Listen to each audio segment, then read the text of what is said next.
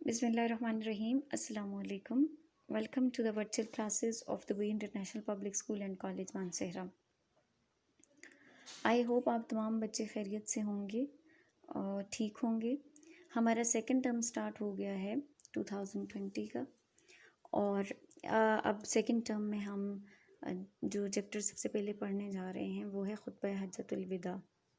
Class 7th है और हमारा मजमून है इस्लामियात. सेकंड टर्म का हम पहला चैप्टर पढ़ने जा रहे हैं खुतबा हज्जतुल विदा. आपकी बुक्स पे ये चैप्टर स्टार्ट हो रहा है पेज नंबर 46 से. सबसे पहले हम अपने टाइटल को, जो हमारे सबक का नाम है, उसको क्लियर करते हैं, उसका मतलब देखते हैं कि इससे क्या मुराद है. हमारे सबक का नाम है खुतबा हज्जतुल विदा. खुतबा कहते हैं मजहबी तकरीर को, मजहबी बयान को, जैसे कि जुम्मा के दिन जुम्मा का खुतबा होता है जिसमें मजहबी बातें की जाती हैं. हज्जतुल विदा, हज का मतलब है हज, विदा कहते हैं आखिरी को. तो खुतबा हज्जतुल विदा यानी आखिरी जो हज था उसमें जो मजहबी बयान था, जो मजहबी तकरीर थी, उसको खुतबा हज्जतुल विदा कहा जाता है. अब सबसे पहले हम इसका तारफ़ देखते हैं कि कैसे आखिरी हज जो था और कैसी मजहबी तकरीर या मजहबी बयान था. हम सब ये बात जानते हैं कि इस्लाम के 5 अरकान हैं जिनको अरकान इस्लाम कहा जाता है और इसमें सबसे आखिरी रुकन हज है. हज इस्लाम का 5वां रुकन है और ये 9 हिजरी में फ़र्ज़ हुआ था. जिस साल हज फ़र्ज़ हुआ था उस साल नबी पाक सल्लल्लाहु अलैहि वसल्लम ख़ुद हज के लिए नहीं गए थे, बल्कि हज़रत अबू बकर सिद्दीक़ रज़ी अल्लाह तआला अन्हु को अमीर हज बनाकर मक्का रवाना किया था. नेक्स्ट ईयर यानी 10 हिजरी में नबी अकरम सल्लल्लाहु अलैहि वसल्लम ने अल्लाह ताला के हुक्म से हज अदा किया और ये आप सल्लल्लाहु अलैहि वसल्लम की ज़िंदगी का पहला और आखिरी हज था, इसलिए इसे हज्जतुल विदा कहते हैं. ठीक हो गया. ये हज्जतुल विदा था जो आप सल्लल्लाहु अलैहि वसल्लम ने आखिरी हज किया, पहला और आखिरी हज था ये. और यहाँ इस हज के दौरान जो आप सल्लल्लाहु अलैहि वसल्लम ने खुतबा दिया उसको खुतबा हज्जतुल विदा कहा जाता है. क्लियर हो गई ये बात. अब हम इसका पस मंज़र देखते हैं कि ये जो खुतबा हज्जतुल विदा है इसकी ज़रूरत क्यों पेश आई या ये क्यों नबी पाक सल्लल्लाहु अलैहि वसल्लम ने खुतबा दिया, उस वक्त क्या हालात हुआ क्या थे. तो हम इससे पहले जो उसवा हसना के चैप्टर्स थे उसमें हम ये चीज़ पढ़ चुके हैं कि अब मक्का फ़तह हो गया था 8 हिजरी में, फिर ग़ज़वा हुनैन हुई, ग़ज़वा तबूक, पूरे अरब में इस्लाम फैल गया था और अरब के बाहर भी. अब दावत व तबलीग का काम मुकम्मल हो गया था, यानी तौहीद और रिसालत का जो काम था वो मुकम्मल हो गया था और तौहीद और रिसालत के तहत एक माशरा वजूद में आ चुका था जो इस्लाम के मुताबिक अपनी ज़िंदगी गुजार रहे थे, जिसमें तमाम लोग. अब क्योंकि हज़ूर सल्लल्लाहु अलैहि वसल्लम को दुनिया में भेजने का मकसद पूरा हो गया था, आपको जिस मकसद के लिए नबी बनाया गया था वो मकसद पूरा हो गया था, तो अल्लाह ताला ने नबी पाक सल्लल्लाहु अलैहि वसल्लम पर सूरत नस्र नाजिल फरमाई. सूरह नस्र, इज़ा जाअ नस्रुल्लाहि वल फतह, ये सूरत हज़ूर सल्लल्लाहु अलैहि वसल्लम पर नाजिल हुई. इस सूरत में अल्लाह ताला ने नबी पाक सल्लल्लाहु अलैहि वसल्लम को ये बताया कि अल्लाह ताला की मदद आ गई और मुसलमानों को फ़तह हासिल हो गई और लोग जो ग्रोह दर ग्रोह इस्लाम में दाखिल हो रहे हैं. ये सूरत जब नाजिल हुई तो इसमें नबी पाक सल्लल्लाहु अलैहि वसल्लम को इशारा दिया गया इस बात का कि आपको जिस मकसद के लिए दुनिया में भेजा गया था, जिस मकसद के लिए आप सल्लल्लाहु अलैहि वसल्लम को नबूवत दी गई थी, वो मकसद पूरा हो गया है और अब आप सल्लल्लाहु अलैहि वसल्लम का दुनिया से रुखसत होने का वक्त आ चुका है. इसलिए आप सल्लल्लाहु अलैहि वसल्लम ने अपने विसाल से पहले, दुनिया से रुखसत होने से पहले इस्लामी तालीमात को पूरे अरब तक पहुंचाने का इरादा किया और इस मकसद के लिए आपने हज का इरादा फरमाया. अब हम देखते हैं हज की रवानगी कैसे हुई. हज के लिए रवानगी 26 कदा 10 हिजरी को नबी पाक सल्लल्लाहु अलैहि वसल्लम ने अपने बालों में कंघी की, तेल लगाया, तहबंद पहना, चादर ओढ़ी, कुर्बानी के जानवरों को कलादे पहनाए. कलादे यानी जो मखसूस पट्टे जो जानवरों को पहनाए जाते हैं कुर्बानी के लिए, वो पहनाए और आप सल्लल्लाहु अलैहि वसल्लम ज़ोहर के बाद मदीना से रवाना हुए. जब नबी पाक सल्लल्लाहु अलैहि वसल्लम इस हज के लिए रवाना हो रहे थे और इर्द गिर्द के इलाकों में जब لوگوں کو پتہ چلا کہ نبی پاک صلی اللہ علیہ وسلم اس دفعہ خود حج کرنے کے لیے جا رہے ہیں، تو تمام جو قبائل تھے ان میں سے لوگ جوگ در جوگ شامل ہوئے کہ ان کو یہ سعادت نصیب ہو جائے کہ وہ نبی پاک صلی اللہ علیہ وسلم کے ساتھ حج ادا کریں۔ اس لیے مسلمانوں کی بہت بڑی تعداد تھی اس حج میں۔ تو نبی پاک صلی اللہ علیہ وسلم ظہر کے بعد مدینہ سے روانہ ہوئے، اور عصر سے پہلے آپ صلی اللہ علیہ وسلم ذوالحلیفہ پہنچ گئے اور آپ نے رات وہیں گزاری۔ پھر آپ نے فجر کی نماز بھی ادھر ہی ادا کی، اور پھر جب ظہر کی نماز کا وقت آیا تو آپ نے اس سے پہلے احرام کے لیے غسل کیا۔ احرام وہ خاص لباس، وہ انسلی چادریں جو پہنی جاتی ہیں جب حج یا عمرے کے لیے جاتے ہیں، تو جو لباس پہنا جاتا ہے اس کو احرام کہا جاتا ہے۔ تو آپ صلی اللہ علیہ وسلم نے پھر احرام کے لیے غسل کیا اور پھر نماز ادا کی۔ نماز کی ادائیگی کے بعد آپ نے حج اور عمرے کے لیے ایک ساتھ احرام باندھا، اور پھر آپ صلی اللہ علیہ وسلم اونٹنی پر سوار ہوئے اور لبیک اللہم لبیک کی صدائیں بلند کرتے ہوئے مکہ کی طرف روانہ ہو گئے۔ پھر آپ صلی اللہ علیہ وسلم 8 ذوالحجہ کو منع تشریف لائے اور آپ نے رات وہیں گزاری، اور اگلے دن 9 ذی الحجہ کو آپ صلی اللہ علیہ وسلم میدان عرفات میں آئے، اور یہاں آپ صلی اللہ علیہ وسلم نے وہ تاریخی خطبہ دیا جس کو خطبہ حجۃ الوداع کہا جاتا ہے۔ اب اس خطبے کی اہمیت کیا ہے ہم یہ دیکھتے ہیں۔ خطبہ حجۃ الوداع کی اہمیت، اس خطبے کی اہمیت آج بھی تسلیم شدہ ہے، یعنی آج بھی لوگ اس خطبے کی اہمیت کو مانتے ہیں، کیونکہ یہ خطبہ اسلامی تعلیمات کا خلاصہ ہے، اس میں تمام اسلامی تعلیمات کا نچوڑ ہے۔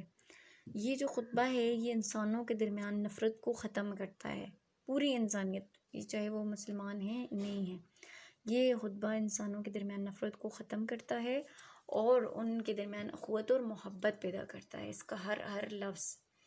اور اس خطبے میں انسانوں کے بنیادی حقوق کی حفاظت کا پیغام ہے کہ انسانوں کے جو بنیادی حقوق ہیں ان کی حفاظت کی جائے، اور اس کا مرکزی نقطہ یعنی جو مین جو پوائنٹ ہے اس خطبے کا وہ انسان کی عزت، مقام اور مرتبے کی حفاظت ہے۔ اور اس خطبے کی اہمیت کا اندازہ ہم اس بات سے بھی لگا سکتے ہیں کہ بنیادی جو انسانی حقوق ہیں اس کا یہ پہلا منشور قرار دیا جاتا ہے، یعنی بیسک جو ہیومن رائٹس ہیں تمام ممالک میں، چاہے وہ مسلم ہیں چاہے وہ نان مسلم ہیں، تمام ممالک میں یہ جو خطبہ حجۃ الوداع ہے، غیر مسلم بھی اس کو بنیادی انسانی جو حقوق ہیں بیسک ہیومن رائٹس ان کا یہ پہلا منشور قرار دیا جاتا ہے، یعنی ان کی بیس یہ خطبہ قرار دیا جاتا ہے، اور اس کو نان مسلم بھی فالو کرتے ہیں۔ اور بنیادی انسانی حقوق یہی ہیں کہ انسان کی جان کا، انسان کی مال کا، ہر انسان کا چاہے وہ مسلمان ہے یا نہیں، اس کی جان، مال اور اس کی عزت کا احترام کیا جائے، اس کی عزت کرنا، اس کی جان کی، اس کی مال کی اور اس کی عزت کی، یہ دوسرے انسان پر یہ چیز لازم ہے۔ اب ہم خطبہ حجۃ الوداع کے اہم نکات کی طرف دیکھتے ہیں۔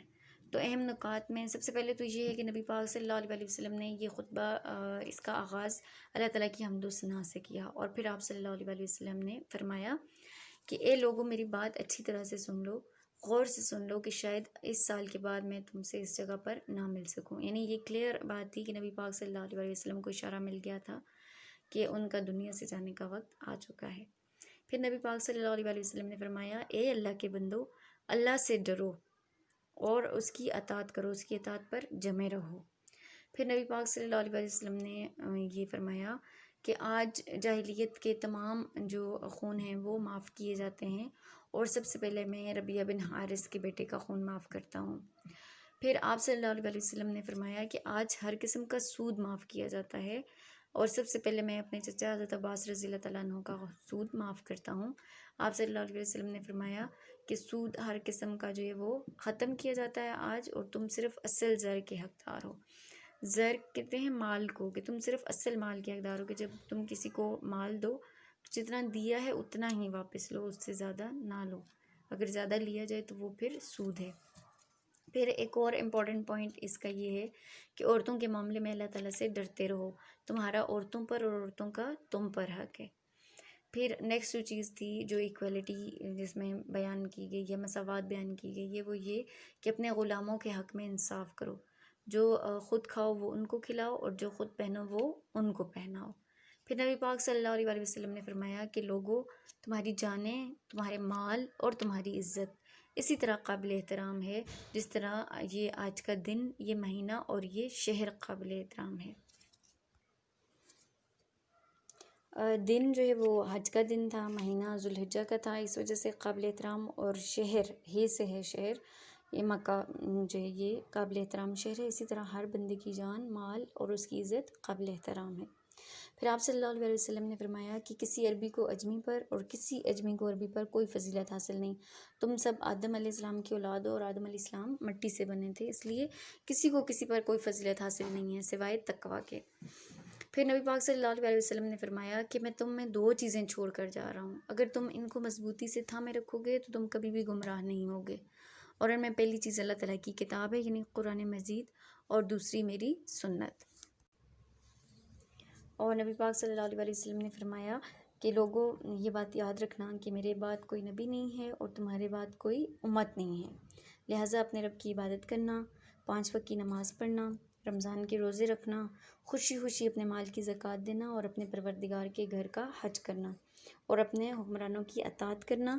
تم اگر ایسا کرو گے تو اپنے پروردگار کی جنت میں داخل ہو جاؤ گے۔ اس کے بعد نبی پاک صلی اللہ علیہ وسلم نے 3 مرتبہ صحابہ کرام سے پوچھا کہ کیا میں نے اپنا پیغام پہنچا دیا ہے؟ اس پر سب نے بلند آواز میں، اونچی آواز میں گواہی دی کہ یا رسول اللہ، آپ نے اللہ تعالیٰ کا پیغام پہنچا دیا ہے اور اس کا حق ادا کر دیا ہے۔ یہ سن کر آپ صلی اللہ علیہ وسلم نے شہادت کی انگلی آسمان کی طرف اٹھائی اور پھر 3 مرتبہ فرمایا کہ اے اللہ گواہ رہنا، اے اللہ گواہ رہنا۔ اور پھر نبی پاک صلی اللہ علیہ وسلم نے یہ بھی فرمایا کہ وہ لوگ جو یہاں موجود ہیں وہ ان تک یہ پیغام پہنچا دیں جو یہاں موجود نہیں ہیں۔ اور اس خطبے کے بعد نبی پاک صلی اللہ علیہ وسلم پر سورہ مائدہ کی آیت نازل ہوئی، الیوم اکملت لکم دینکم واتممت علیکم نعمتی ورضیت لکم الاسلام دینا۔ ترجمہ: آج میں نے تمہارے لیے تمہارا دین مکمل کر دیا اور تم پر اپنی نعمت پوری کر دی اور تمہارے لیے اسلام کو بطور دین پسند کیا۔ اور یہ اس بات کا گواہ تھا کہ اب دین یہ اس بات کی گواہی تھی کہ دین مکمل ہو گیا ہے اور نبی پاک صلی اللہ علیہ وسلم کے وصال کا وقت آ گیا ہے۔ پھر نبی پاک صلی اللہ علیہ وسلم نے خطبے کے بعد حضرت بلال رضی اللہ تعالیٰ عنہ نے اذان دی اور نبی پاک صلی اللہ علیہ وسلم نے ظہر اور عصر کی نماز ایک ساتھ پڑھی۔ اور یہ بات بھی بتانی ضروری ہے کہ نبی پاک صلی اللہ علیہ وسلم نے اپنی پوری زندگی میں 1 حج کیا ہے اور 4 عمرے ادا کیے ہیں۔ اب آپ نے یہ کرنا ہے، اس چیپٹر کی ریڈنگ آپ نے خود کرنی ہے، پیج نمبر 46، 47 اینڈ 48۔ پھر یہ جو پیج نمبر 49 پہ MCQs ہیں آپ نے خود سالو کرنے ہیں۔ کویشچن آنسرز، نوٹس وہ آپ کو سارے جو ہے وہ مل جائیں گے آپ کی جو انٹرنیٹ پہ جو آپ کا گوگل کلاس روم ہے اس میں بھی آپ کو مل جائیں گے، اور آپ کو ریٹن فارم میں اسکول سے بھی مل جائیں گے، آپ نے وہاں سے لینے ہیں۔ اور ہر چیپٹر کے ساتھ آپ نے اس کے کویشچن آنسرز، اس کے ورڈز میننگ، اس کے شارٹ لانگ کویشچن، اس کے MCQs، ہر چیز آپ نے انہیں نہ صرف اپنے پاس لکھنی ہے بلکہ یاد بھی کرنی ہے، تاکہ آپ کا ساتھ ساتھ آپ کا کورس بھی کور ہوتا جائے اور آپ کو یاد بھی ہوتا جائے۔